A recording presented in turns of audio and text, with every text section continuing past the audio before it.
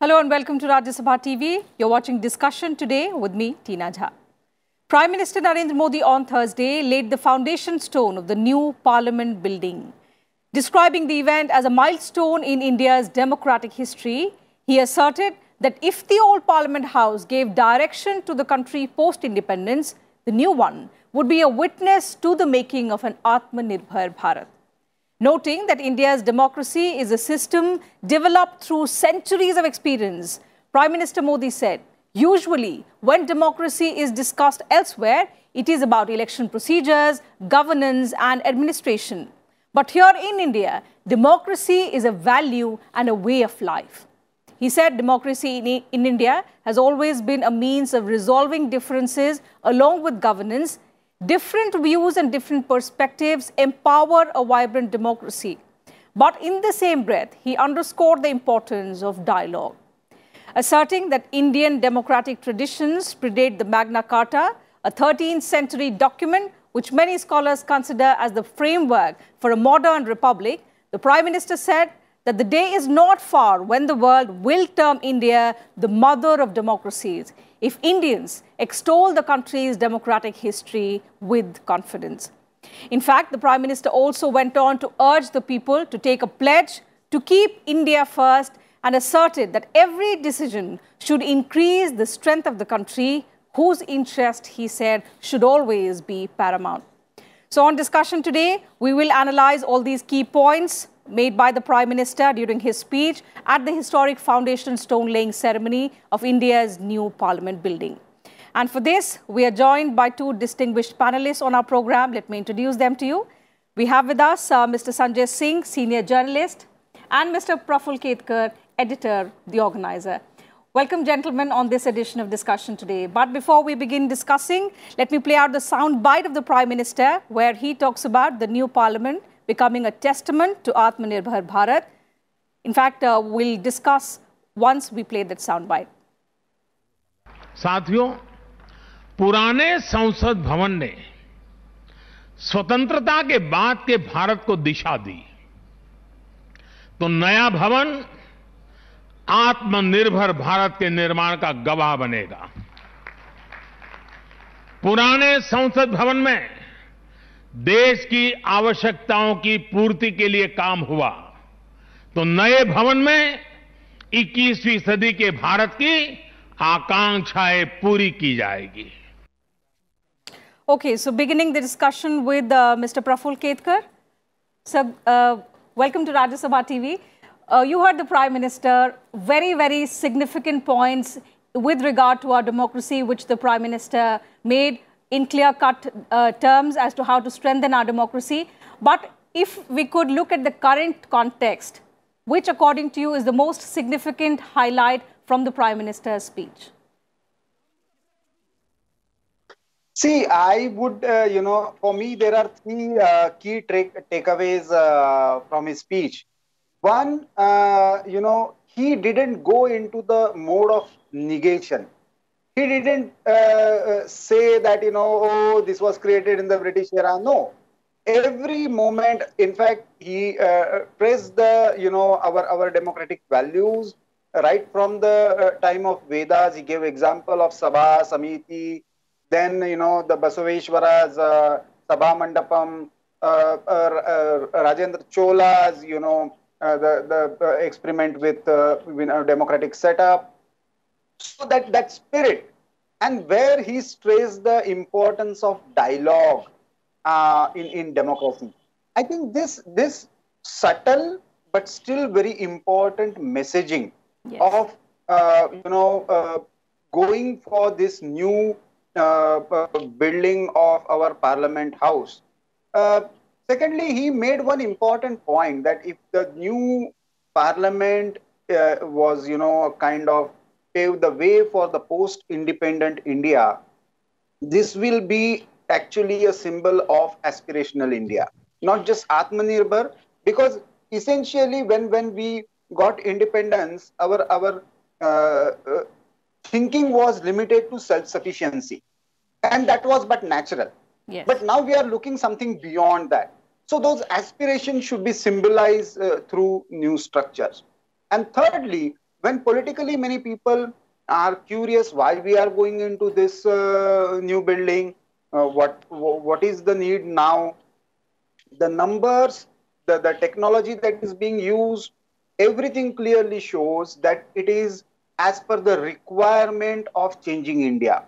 The old structure cannot be repaired beyond a point, Yes. one, and the needs that are there for the new kind of legislature, the technology wise, because this is going to be the paperless parliament, the earthquake proof construction, the kind of ambience that is required for this serious deliberation, everything is taken into consideration. So in a way, he justified the logic for going for this initiative. For me, these are the key takeaways from his speech. Okay, so we'll come and discuss on all those aspects later on in the program. But Mr. Sanjay Singh, if we could, speak about the Parliament building complex, and when the government reiterates, when the Prime Minister says that the new building is going to witness the emergence of an Atmanirbhar Bharat. And in the same breath, he also cites the naysayers who expressed doubts on the future of Indian democracy after independence.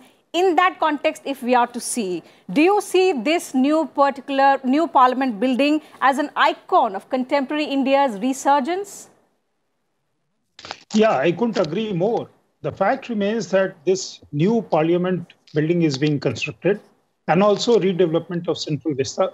That requires great deal of political will, a vision, and also your policies and your programs to put that into effect within a limited period of time. He has given a deadline for that, which is 2 years from now.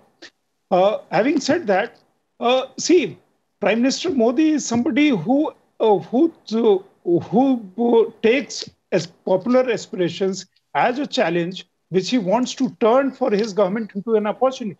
See, in this case, he is saying that this parliament, which existed so far and will exist in a functional mode for another 2 years, was something which fulfilled needs of people. And he is right to say that it is fulfilling needs of the people, needs of our democracy, needs of whatever was required, the policy deliberations, popular voices to be sent out. But he is talking about the new parliament building will signify, will be proof of Atmanirbhar Bharat, will stand to testimony of Atmanirbhar Bharat.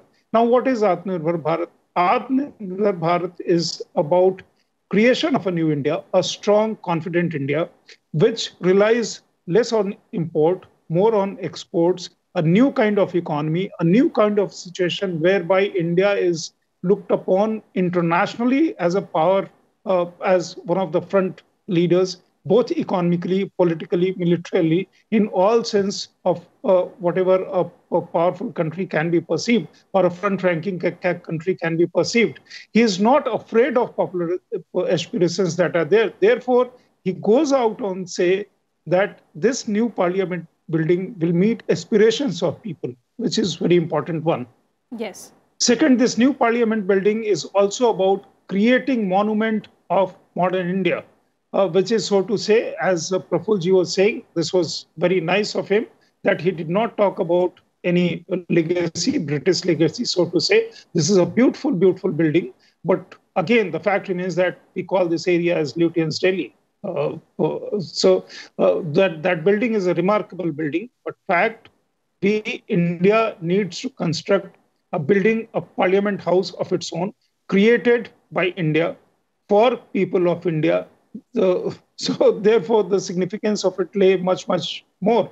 This parliament building, of course, will continue to exist for years, I think some over a century more or maybe more to say, but that would be for other purposes than for deliberations in the parliament.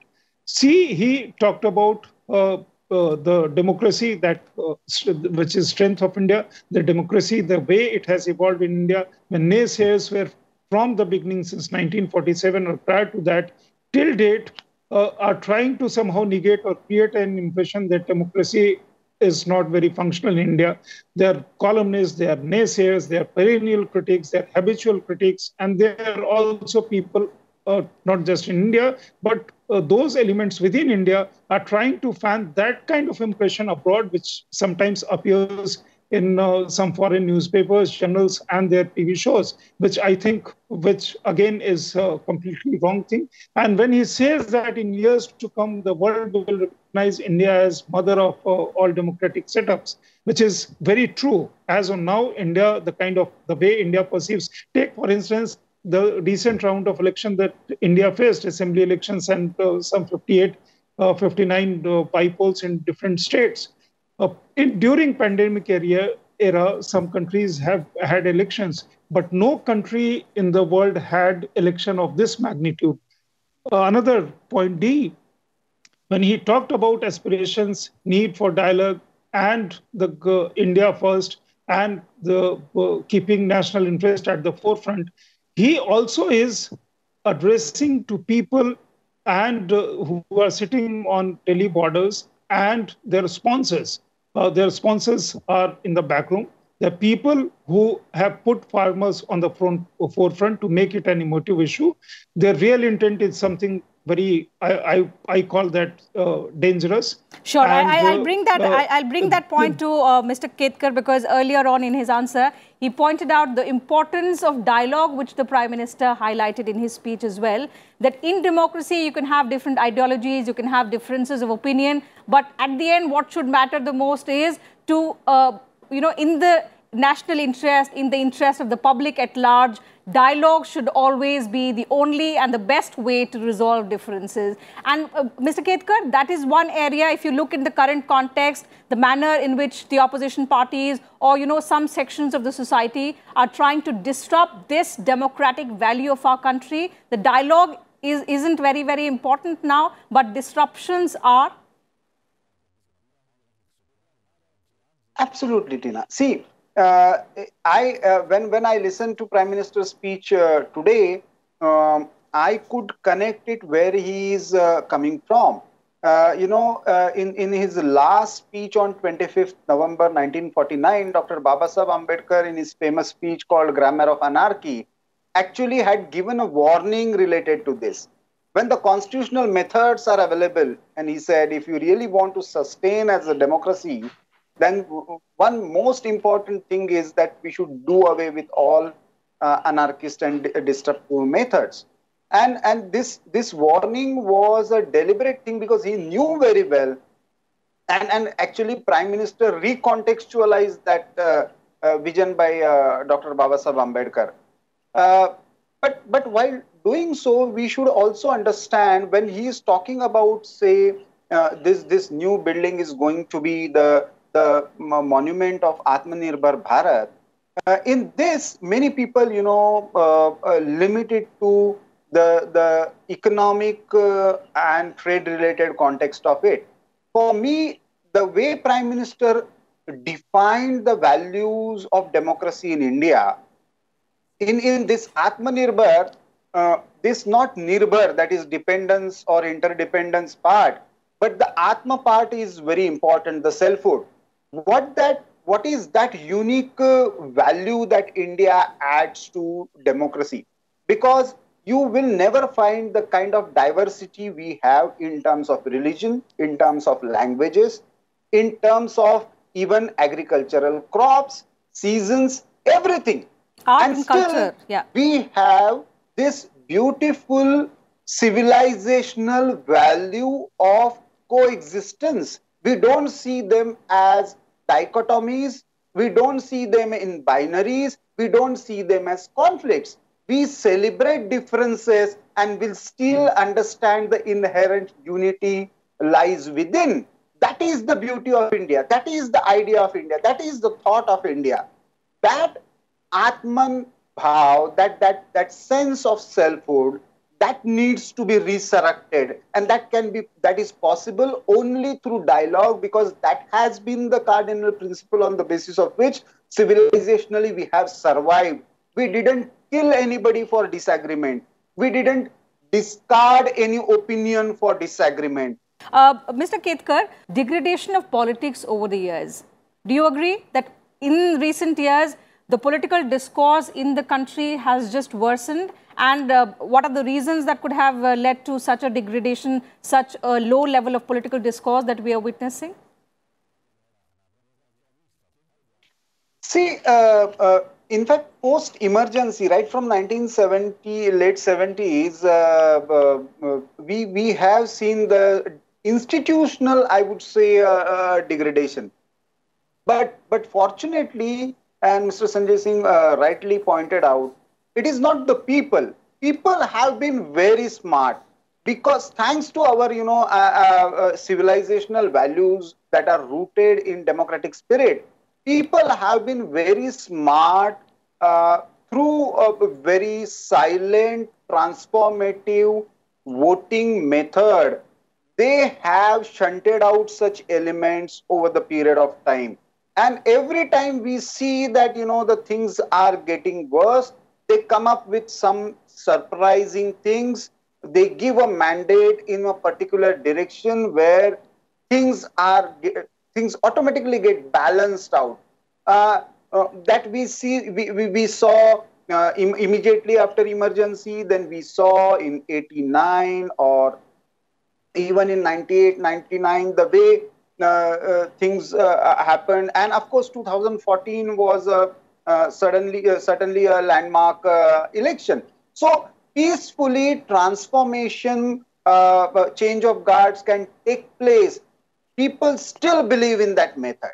People do not want disruptions. People do not want sudden and revolutionary changes. It is only a handful of people or other political ideologies or parties who want to create, and it is but understandable because they have nurtured certain interest in the old systems. So whenever there is a change, they will try to resist that. That resistance is obviously visible.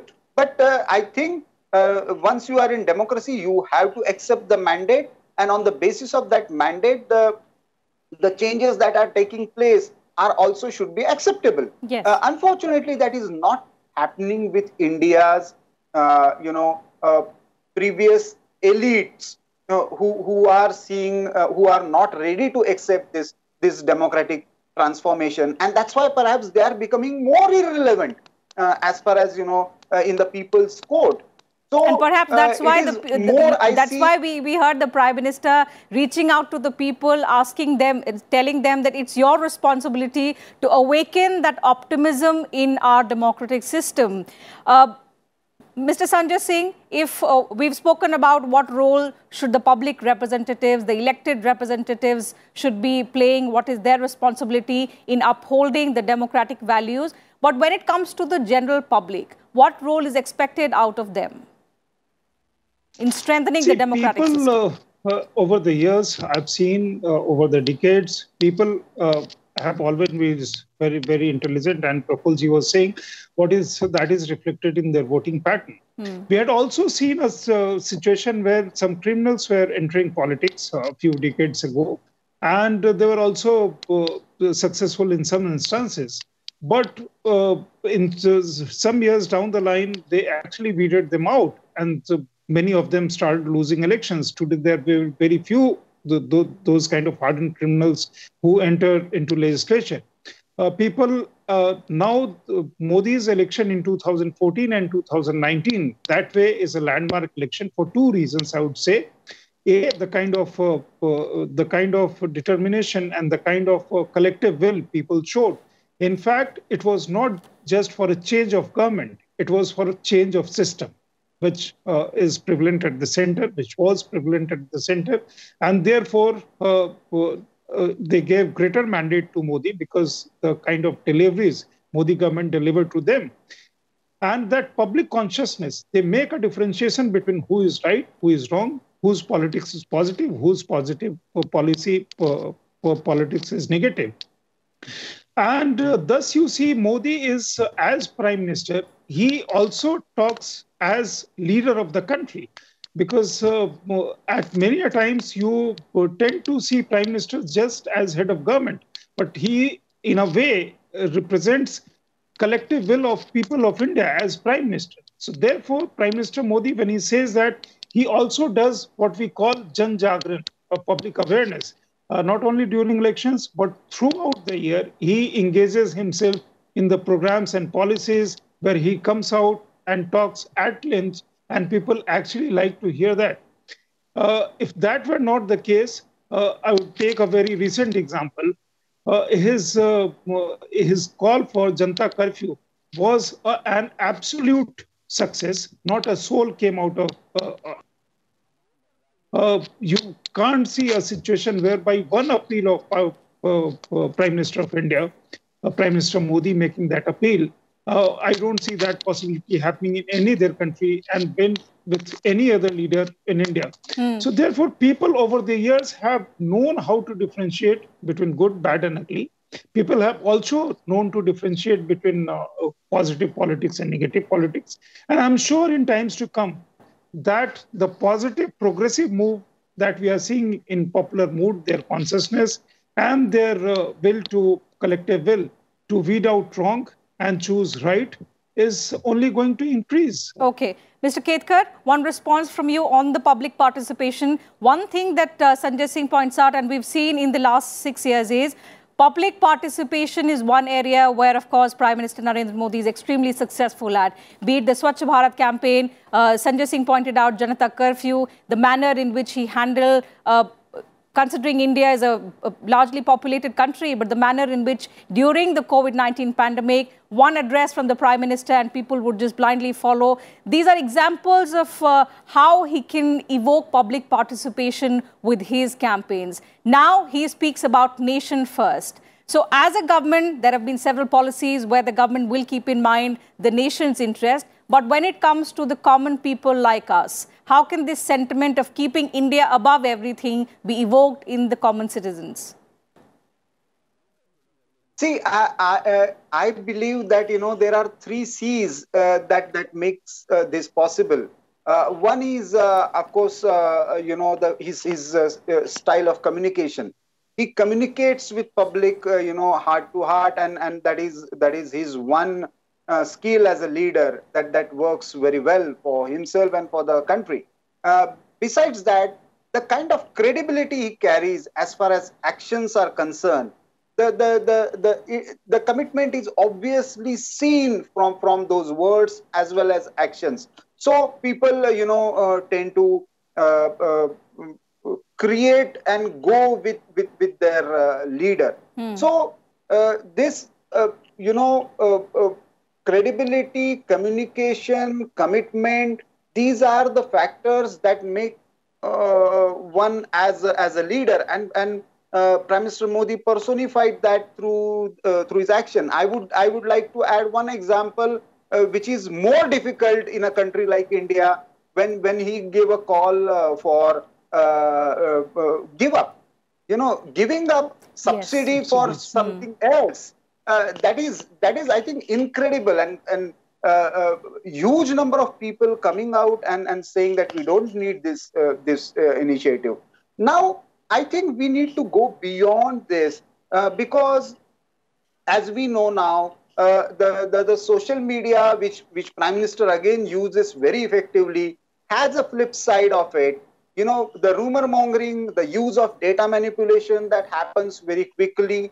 We need to be very careful. Where is the information coming from? Whether, some kind of verification can be done. Can there be, cross-check? So we need to sensitize people on this, especially on platforms like WhatsApp, where nobody is going to question, because on other social media platforms, if there is something wrong, somebody will come up with other side of it. So you have some method, but here this is not the case. So, and data has become a very important tool, not just in India, internationally, with various agencies coming up to manipulate certain things in democracy. Okay. So dataism and democracy, on the one hand, they are leading to perpetuation of democracy. They are democratizing many things as far as the opinion making is concerned. But at the same time, they are susceptible to various kinds of manipulation. In a country like India, I think in the next stage, we will have to sensitize people about this threat. We will have to be very careful, because now our parliament is going to be paperless. Most of the